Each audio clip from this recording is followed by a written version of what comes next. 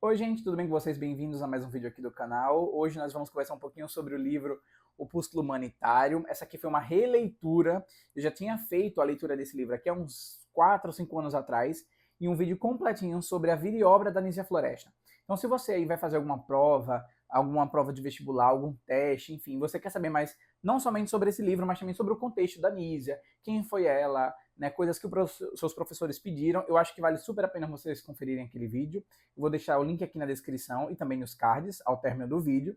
Então, a minha recomendação de verdade é que você veja esse vídeo aqui e depois vai ver aquele vídeo lá, tá bem completo, são mais de 20 minutos. Eu falando então sobre, né, a trajetória da autora. E aqui nesse livro, gente, ele é excelente. Antes de ser um livro de vestibular, ele na verdade é uma obra pioneira, mas a gente já vai falar sobre isso. Se você está prestando um vestibular onde vão cair outros livros, já se inscreve aqui no canal ao longo do ano, né? Assim, para os próximos meses eu vou tentar trazer vídeos sobre outros livros também para ajudar as pessoas que estão nesse processo. O Opúsculo Humanitário foi um livro escrito pelo autor e publicado em 1853, e ele pode ser considerado um dos pioneiros sobre a questão da mulher, né? Isso nos seus espaços de convivência, nos seus espaços de poder. O que a autora vai fazer nesse livro aqui, em primazia, é falar sobre a condição da educação feminina no Brasil, e ela vai fazer isso através de artigos, né? É um livro repleto de artigos, muito pequenininhos, então, assim, alguns são até de uma página ou de meia página, e nessa releitura aí eu fiz, de fato, várias anotações. Vou até mostrar aqui para vocês. Eu acho que isso é uma coisa muito legal de se fazer quando a gente está estudando, ou mesmo quando a gente está lendo por entretenimento, né? Fazer essa leitura mais ativa, fazer anotações, colocar marcações com post-its, enfim, não ter dó mesmo de conversar com uma obra. Eu falei que o livro, o Opúsculo Humanitário, ele tem esse olhar mais pioneiro sobre a questão feminina, porque quando a gente vai pensar num Brasil em 1853,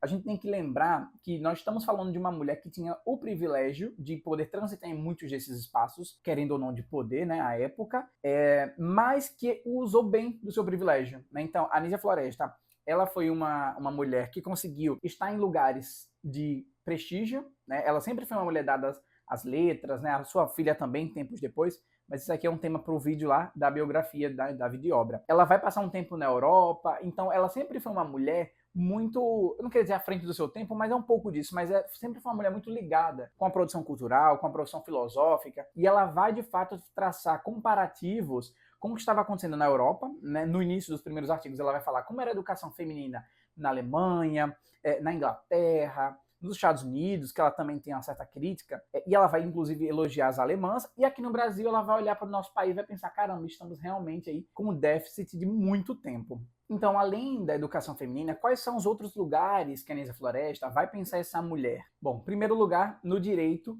dentro dos seus cargos e na política em si. Então ela vai olhar então para textos clássicos da Grécia, e ela vai pontuando para a gente como desde aquele momento, né, e estamos falando aí do século IV, tá, antes de Cristo, a mulher ela sempre foi colocada nesse lugar de coadjuvante, né? Inclusive esse livro aqui ele faz um diálogo até interessante com uma leitura recente que eu fiz de um livro chamado Filósofas. Eu vou deixar o link também ali embaixo, sobre esse momento em que as mulheres, muitas delas tinham suas produções intelectuais silenciadas, muitas delas tiveram seus créditos colocados, enfim, em nomes de homens, e a Nízia faz um pouco disso quando ela vai pensar nessa mulher e onde ela deveria estar, digamos assim, na política. A questão dos cargos também, tá? Então você está vendo aí que não existiam tantas mulheres em cargos de poder, então, claro, ela vai fazer esse olhar lúcido, embora ela não use os termos patriarcais, né, ou machistas, enfim, são termos que vão colocar para a gente uma visão realista da obra, né? É importante também citar que a Nízia Floresta ela foi uma mulher fruto de sua época, né? Então, assim, muito do lugar dessa mulher, que a gente já vai falar sobre isso, é ainda com um cunho religioso. Ela vai falar também sobre o papel dessa mulher na sociedade, então quais seriam os lugares transitáveis, né, aceitáveis para essa mulher e o porquê muitas mulheres no Brasil não tinham essa possibilidade. Ela vai pensar também no lugar dessa mulher em cunho sexual, no sentido de controle de corpos, né? Então, quando ela vai aqui descrever para a gente como muitas mulheres elas eram descredibilizadas, antes de mais nada, pelo seu gênero, ela vai fazer essa crítica, né, que remonta aí da época da Bíblia, né? Essa coisa da primeira mulher pecadora, enfim. Então, é um livro que traz também um embasamento, embora ela tenha sido bem religiosa, crítica também ao cristianismo. E além da educação, por último, um outro lugar que é muito interessante que a Nízia vai falar aqui nesses artigos é sobre o lugar dessa mulher em termos literários. Porque o que acontecia é que as críticas, que vinham geralmente de homens, não era sobre as obras dessas mulheres, mas sim sobre a moral de suas autoras. A Anísia Floresta ela faz essa ponte com a autora Wollstonecraft, quando vai falar sobre os direitos das mulheres, né? Ela faz muito esse comparativo, que na Europa existia já um avanço nas pautas que a gente entende como feministas, mas que aqui no Brasil a coisa estava muito incipiente. Tudo bem, Júnior, mas aí eu queria saber assim, qual é a mulher que a Anísia Floresta vai pensar nesse momento, já que você disse aí que nem todas tinham acesso, né, a esses lugares de poder, digamos. Bom, ela não vai pensar na mulher escravizada, que vem de diáspora de África, ela não vai estar pensando necessariamente na mulher indígena, que aqui nesse artigo ela vai usar o termo selvagem, né, que é realmente um termo problemático se a gente for analisar anacronicamente, mas como eu falei, ela foi fruto de sua época. Mas, de qualquer forma, ela vai manter um posicionamento minimamente empático tanto com a mulher negra escravizada, tanto quanto a mulher indígena, né? Que aqui vai se chamar de aborígene em um certo momento, mas não é muito bem isso, porque o aborígene seria, então, um povo originário mais comumente da Oceania, né? Da Tasmânia, enfim, daquela região ali. Eu acho que se a gente for se ater muito a esse anacronismo, o debate não avança, e não é isso que a gente quer aqui. Então, a mulher que a Anísia vai falar, geralmente são aquelas que foram ligadas aos donos de terra, mulheres brancas, enfim. Quando a gente vai pensar no movimento feminista que estava ganhando força na Inglaterra, nós tínhamos, majoritariamente, até onde eu sei, aí corrijam se eu estiver errado, mulheres brancas europeias, né? E aí, mulheres negras do movimento feminista negro, vão falar que o feminismo negro, ele vai fazer com que as mulheres negras sejam ouvidas na sua complexidade, que é algo que o movimento feminista europeu não vai conseguir contemplar. Então existe ali um certo momento em que o movimento feminista branco chega, e aí mais abaixo vai ter ali uma complexidade que só a mulher negra vai ter essa visão. Então quando a autora vai falar sobre a questão da mulher aqui, e essa sua dificuldade ao acesso a essa educação, é interessante que a gente faça esse paralelo e pense que no Brasil, quais eram as mulheres das poucas que tinham acesso a essa educação? E sobre isso, na página 43, ela vai definir então qual é essa mulher que ela vai pensar. Vamos lá. Tratemos, primeiramente, das mulheres a quem os homens da civilização entre nós denominam brasileiras. Quem, entre nós, a que os homens da civilização vão considerar as mulheres. Isto é, as mulheres não indígenas, que nascem de famílias livres, ou aquelas que a bondade do país resgata, na pia batismal do triste selo da escravidão. Então você já começa a notar que esse texto ele tem uma potência para a gente olhar para um Brasil rasgado pela sua colonização e exploração. Né? A gente tende a estudar história na escola partindo do ponto de o nosso país teve um processo diferente de outros países. Né? Foi praticamente o último país a abolir a escravidão, e eu falo abolir entre aspas porque nós mantivemos muitos, como eu posso dizer, muitos erros e muitas correntes ligadas a esse período. Né? Enfim, o racismo estrutural está aí se manifestando de várias formas. Então, quando a gente volta para o texto da Anísia, é importante que a gente entenda que a mulher que ela vai pensar, embora não seja a mulher que vai fazer parte dessa pluralidade brasileira, a mulher negra, a mulher indígena, é uma mulher que, embora tenha os seus privilégios numa sociedade branca patriarcal, precisava sim ter esses seus limites ampliados para que o debate pudesse avançar. Mas enfim, vamos seguir. Eu acho que uma das coisas mais interessantes para a gente pensar em opúsculo humanitário é entender que a Anísia ela sempre teve esse olhar muito cientista, muito cientificista, digamos assim, né? Ela nunca deu ponto sem nó. E isso que eu acho que afastava os homens que estavam nesses locais de poder. Porque é uma tendência desse momento as mulheres serem colocadas em caixas muito específicas. Caixas estigmatizadas, caixas que vão aí suscitar estereótipos de gênero, enfim. Então a Anísia ela sempre foi uma mulher muito combativa. E provavelmente o fato dela ser uma mulher privilegiada à época fazia com que ela não sofresse, embora ela tenha sofrido, represálias, né? Quando ela vai dirigir o seu colégio, que ela vai abrir um colégio depois só para meninas, ela vai receber críticas ferrenhas de homens que escreviam para os jornais, enfim. Outro ponto que eu acho que é muito importante que a gente tem que pensar em opúsculo humanitário é lembrar de uma característica que ela vai tecer, sim, críticas ao sistema colonial. Aqui na página 46, ela vai falar um pouco sobre como Portugal traz para a gente desse processo, né, de anos de, enfim, de tráfico humano, enfim, escravidão e todo esse momento, coisas muito piores que a gente não teve noção à época, e a gente ainda está tendo que lidar com esses prejuízos. E ela vai falar o seguinte: os prejuízos de Portugal estenderam-se sobre as vastas plagas do Brasil, debaixo de um aspecto mais desfavorável, pois que tiveram de envolver nossa límpida atmosfera no tenebroso manto da escravidão, que Portugal repelia de seu seio, e que seus filhos traziam a infestar a nossa sociedade, manchando-a perante as sociedades da Europa, onde mais de uma vez tivemos de corar ouvindo incluir os brasileiros na censura em que ali incorrem e horror que inspiram os povos traficadores da espécie humana. Então, quem eram essas pessoas que vinham de Portugal que a Anísia vai fazer essa crítica? Ela diz aqui na página 47, mas todos sabem que não de homens tais, e sim de pessoas vulgares, de aventureiros intrépidos, de condenados pelas leis do seu país, se compunham a maior parte das expedições que aportavam as praias brasileiras e iam povoando pouco a pouco este imenso território, disputando muitas vezes atrozmente a seus legítimos possuidores, que por tanto tempo gemeram sobre o jugo iníquo do cativeiro. E aí a gente já começa a olhar, quando a gente pensa na ocupação dos povos originários, os verdadeiros donos desta terra, né? Então a gente quebra essa visão de achar que Portugal foi um grande descobridor, porque isso não é verdade, né? Os livros de história, eles precisam inclusive pensar sobre esses termos, né? Que, enfim, já existiam. Então isso é outra coisa que a gente pode tirar de Opúsculo Humanitário, como ele vai trazer, de certo modo, essa questão da invasão, da expropriação de terras, né, das famosas capitanias hereditárias, enfim. Então, assim, é um grande balaio de gato. Um terceiro motivo muito plausível para que o Opúsculo Humanitário da Anísia Floresta seja, de fato, uma obra que vai realmente ter esse peso, né, historicamente e literariamente, embora seja aqui uma obra de não ficção, é o próprio papel da Anísia, né? Ela era uma mulher nordestina que teve sua obra esquecida por mais de 60 anos, então pensar que a sua época muitos homens tinham mais destaques do que ela, e às vezes falando coisas da mesma maneira. Então, assim, e às vezes até mais problemáticas. Naquele vídeo lá eu comento sobre algumas fofocas, algumas coisas que aconteciam estranhas envolvendo outros autores. Lembra que eu falei que a Anísia Floresta, embora ela tivesse esse cunho mais religioso, ela fazia uma crítica à própria igreja?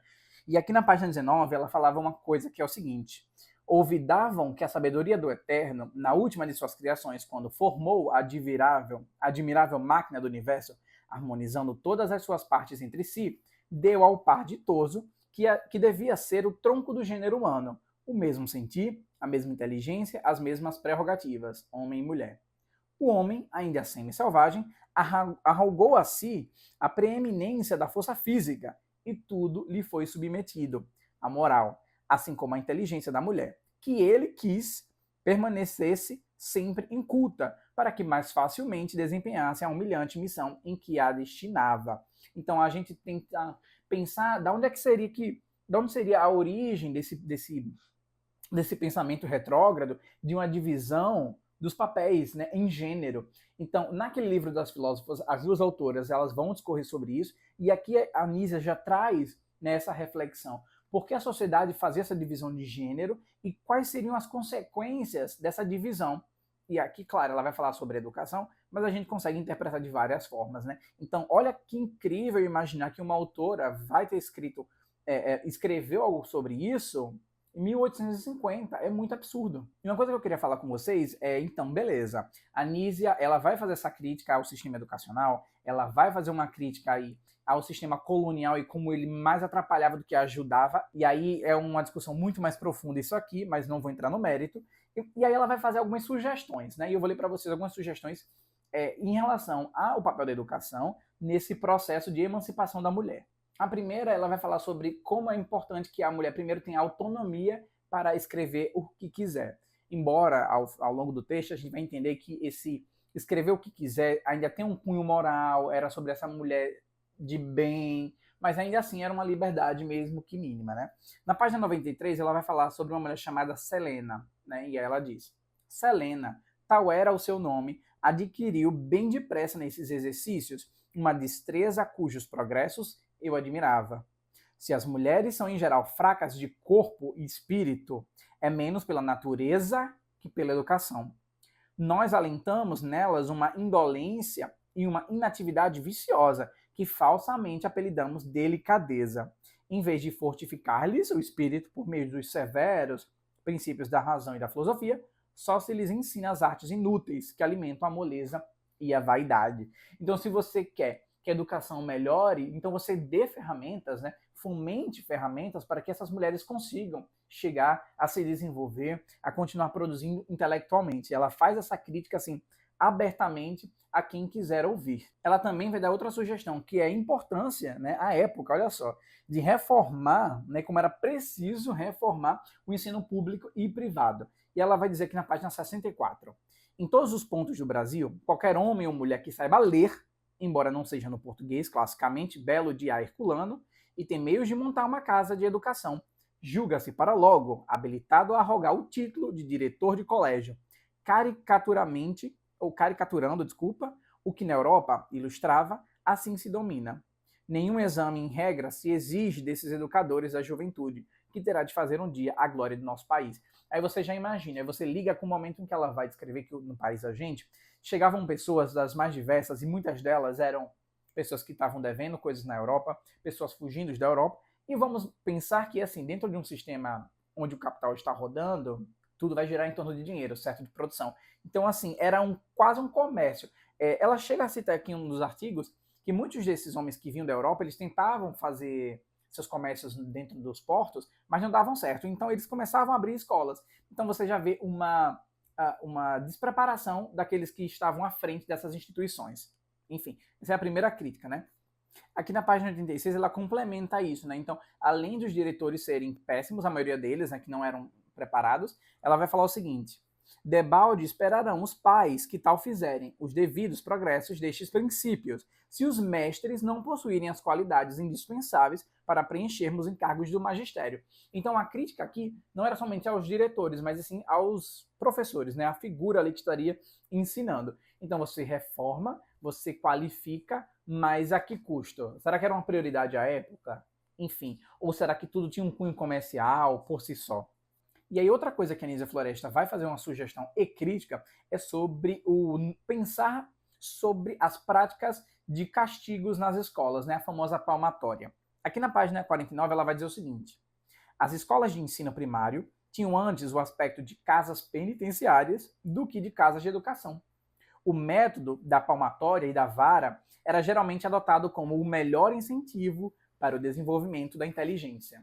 Não era raro ver-se nas escolas o bárbaro uso de estender o menino que não havia bem cumprido os seus deveres escolares em um banco e aplicarem-lhe o vergonhoso castigo de açoite. Então, para os meninos era realmente uma violência física e para as meninas era uma violência moral e até psicológica, embora isso também tenha chegado aos meninos, já que eles estavam sofrendo ambas as violências. Enfim, uma coisa que eu também achei muito curioso e preocupante também é que quando a gente pensa no Tribunal do Santo Ofício, no processo da Inquisição, muitos desses padres, né, dessas figuras jesuítas, vêm também para o Brasil. E muitos desses homens estavam à frente dessas casas. Né? Então, assim, como é que a gente pensa sobre isso? Né? Como é que a gente começa a já olhar para uma educação incipiente no Brasil, sendo que lá na raiz desses primeiros professores eram homens extremamente violentos, né, na sua grande maioria, eram muitos charlatões. Ela até fala aqui, presidia ao ensino da mocidade brasileira, ministrado por severos jesuítas ou por mestres charlatões, cujo mérito consistia em saber soletrar alguns clássicos portugueses e assassinar pacificamente Salustio, Tito Livio, Vigílio e Horácio. Então você percebe que em todos os artigos tem uma crítica ao ensino religioso como forma de castigo. Embora a Anísia Floresta tenha sido uma mulher que vai ter aí um pezinho na religião, embora ela tenha a filosofia também como seu grande suporte, ela usa o próprio discurso religioso para escancarar a hipocrisia da época. Isso eu achei fenomenal. E agora vamos falar sobre dois autores em que vão ter opiniões muito estranhas quando a pauta é gênero. O primeiro deles é o Voltaire e o segundo é Montesquieu. O Voltaire vai dizer no livro Espírito das Leis o seguinte: a natureza que distinguiu os homens pela força e pela razão não colocou ao seu alcance outros termos além desta razão e desta força. Deu às mulheres atrativos e quis que a sua ascendência terminasse quando terminassem estes atrativos. Esse foi Voltaire. Montesquieu já vai dizer uma coisa assim um pouco mais estranha. Aqui ele vai dizer o seguinte: a mulher é feita especialmente para agradar ao homem. Se o homem deve agradá-la, por sua vez, é uma necessidade menos direta. Seu mérito está em seu poder. Ele agrada simplesmente porque é forte. Enfim. E a Anísia vai dizer o seguinte: quanto a Montesquieu, lastimamos, sem admirar, um tal desvio da justa apreciação da mulher, porque estamos habituados a ver, na história de todos os povos, eminentes capacidades, como o ilustre escritor, caírem no mesmo erro quando tratam dela. Então, realmente é uma forma dela pontuar assim, mulheres que produziam de igual para igual com homens sempre existiram, elas não tinham seu devido espaço. Realmente, esse livro cita, e no livro Filósofos também, sobre a própria mestra de Aristóteles. E a gente nem ouve falar dela, mas Aristóteles em si, que foi o seu pupilo, a gente tende aí a enaltecer.